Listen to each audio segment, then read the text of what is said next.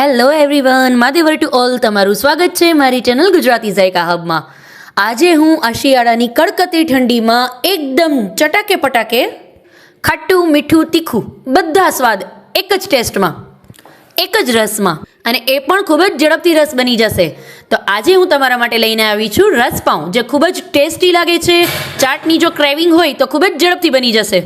તો ચાલો ફટાફટ જોઈ લઈએ કે કઈ રીતે છે આ બને છે રસપાઉં. પણ એ પહેલાં જો મારી ચેનલને સબસ્ક્રાઇબ ન કરી હોય તો પહેલાં સબસ્ક્રાઇબ કરજો અને બેલ આઇકન પર ક્લિક કરજો, એટલે મારા કોઈ પણ નવા વિડીયોની નોટિફિકેશન સૌથી પહેલાં તમારા સુધી પહોંચે.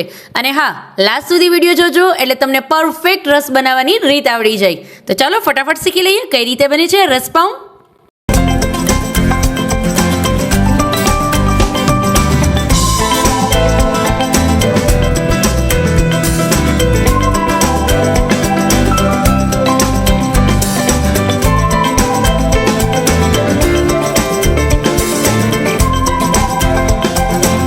સૌથી પહેલાં આપણે એની જે મેઇન પેસ્ટ બનાવશું એના માટે મેં તીખા મરચાં ઝીણા સમારીને લીધેલા છે, ધાણા ભાજી અને ફોદીનો. એ ફોદીનાનું પ્રમાણ છે તમારે સાવ ઓછું રાખવાનું. મેં અત્યારે અહીંયા એમ કહી શકું કે 2 થી 3 ડાળખા જેટલો જ મેં ફોદીનો લીધેલો છે. ફોદીનાનું પ્રમાણ બહુ નહીં નાખવાનું, એટલે તમારો ટેસ્ટ છે એકલા ફોદીનાનો ના આવે એના માટે. એટલે ફોદીનાનું પ્રમાણ છે એ સાવ ઓછું રાખવાનું. હવે એની અંદર આપણે એડ કરશું હિંગ. હવે હિંગનું પ્રમાણ છે ખૂબ આગળ પડતું આપણે રાખશું, એટલે આની અંદર અત્યારે હું 2 ચમચી જેટલી હિંગ એડ કરું છું. પછી એડ કરશું ધાણા જીરું. ધાણા જીરું અને હિંગ એ બંને વસ્તુનું પ્રમાણ છે ખૂબ આગળ પડતું આપણે રાખવાનું આની અંદર. એટલે આની અંદર હું અત્યારે 3 ચમચી જેટલું ધાણા જીરું એડ કરું છું. પછી એવું લાગશે જરૂર પ્રમાણે તો આપણે આપણા રસાની અંદર જે આપણે બોઇલ કરશું એમાં પણ એડ કરી દેશું. બટ અત્યારે હું આની અંદર 3 ચમચી જેટલું ધાણા જીરું એડ કરું છું. અને એ પછી આની અંદર આપણે એડ કરશું કશ્મીરી લાલ મિર્ચ પાવડર. હવે એ લાલ મિર્ચ પાવડર છે એ તમે તમારા ટેસ્ટ અકોર્ડિંગ રાખી શકો છો, બટ જ્યારે તમે ચાટ બનાવો છો તો એ તીખું ખાટું મીઠું હોય તો જ વધારે મજા આવે. એટલા માટે આમાં 3 ચમચી જેટલો મિર્ચ પાવડર એડ કરું છું. 1 ચમચી જેટલું સંચર પાવડર એડ કરશું અને 2 ચમચી જેટલો આપણે ગરમ મસાલો એડ કરશું. 1 ચમચી મીઠું, તમે તમારા સ્વાદ અકોર્ડિંગ વધારે અથવા ઓછું મીઠા અને સંચરનું પ્રમાણ રાખી શકો છો. હવે આની એક ફાઇન્ડ આપણે પેસ્ટ બનાવી લેશું. મારી ફાઇન પેસ્ટ રેડી છે. હવે આપણે આપણો રસો બનાવી લેશું. સૌથી પહેલા એની અંદર હું 500 ml જેટલું પાણી એડ કરું છું અને એની અંદર આશરે 1 વાટકા જેટલો ગોળ એડ કરું છું. અને એ ગોળની અંદર મારી પાસે આ ખજૂર અને આંબલીની પેસ્ટ બનાવીને રેડી કરેલી છે, એને એડ કરીશ. હવે જો તમને આંબલી ન ઈચ્છતા હો તો આંબલીની બદલે તમે લીંબુ પણ યુઝ કરી શકો છો, બટ અત્યારે હું ખજૂર અને આંબલીની પેસ્ટનો યુઝ કરું છું. ખજૂર અને આંબલીની પેસ્ટ આની અંદર એડ કરી દઈશ અને આને હવે આપણે ઉકળવા માટે મૂકી દેશું.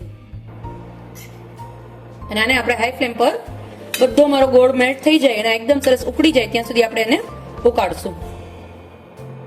અને આની અંદર હવે આ સ્ટેજ પર હું જે મારી ઓલરેડી મેં પેસ્ટ બનાવીને રાખેલી હતી, જેમાં બધા મેં મારા મસાલા કરેલા છે, એને આની અંદર એડ કરીશ. એ પેસ્ટ આની અંદર હું 3 ચમચી જેટલી એડ કરી દઈશ. જો એનાથી વધારાની પેસ્ટ બની હોય અને તમારે વધુ પાણી બનાવવું હોય તો તમે બધી પણ એડ કરી શકો છો. એ તમારા ટેસ્ટને અકોર્ડિંગ તમે વધુ ઓછું એડ કરી શકો છો. અને આને એકદમ સરસ આપણે પહેલા ઉકાળી લેશું.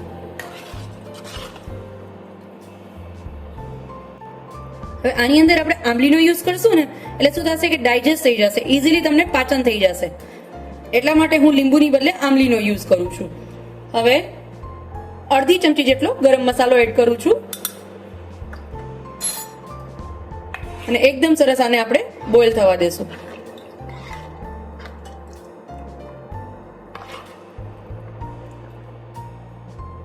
મારો જે રસ છે એ એકદમ સરસ બોઇલ થઈ ગયો છે. આનો આપણે ખાલી એક બોઇલ જ લેવાનો છે. બોઇલ થઈ જશે એટલે ઓટોમેટિકલી એનું જે કન્સિસ્ટન્સી છે થોડી ઘટ્ટ થઈ જશે, બીકોઝ મારા જે બધા મસાલા છે આની અંદર એકદમ સરસ મિક્સ થઈ જશે. હવે એકદમ સરસ કુક થઈ ગયું છે. હવે આનો આપણે ગેસનો ફ્લેમ બંધ કરી અને આપણી જે ડીશ છે બાકીની એ પ્રિપેર કરશું અને એને સર્વ કરશું. એને સર્વ કરવા માટે આ રીતના નાની સાઈઝના બટર આવે છે, જેને આ રીતે વચ્ચેથી પહેલા આપણે પીસ કરી લેશું. આ રીતે 2 પાર્ટમાં પીસ કરી લેવાના.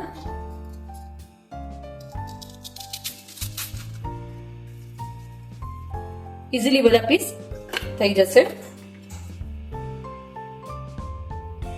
હવે આ એક એક પીસને આ રીતે આની અંદર ડીપ કરી દેવાનું. એકદમ સરસ આખું ડીપ કરી મારા રસની અંદર ફૂલ ડીપ કરી લેવાનું.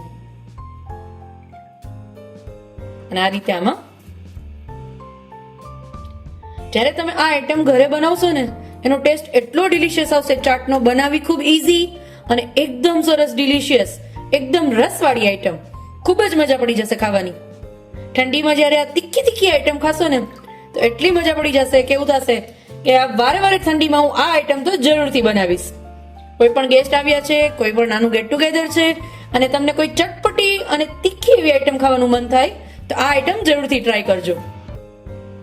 હવે એમાં હજી એનાથી વધુ તીખાશ જોતી હોય તો આની ઉપર લસણની ચટણી તમે આ રીતે લગાવી શકો છો. બટ જો તમે જૈન હો અથવા ગાર્લિક પસંદ ન કરતા હો તો તમે સ્કીપ પણ કરી શકો છો.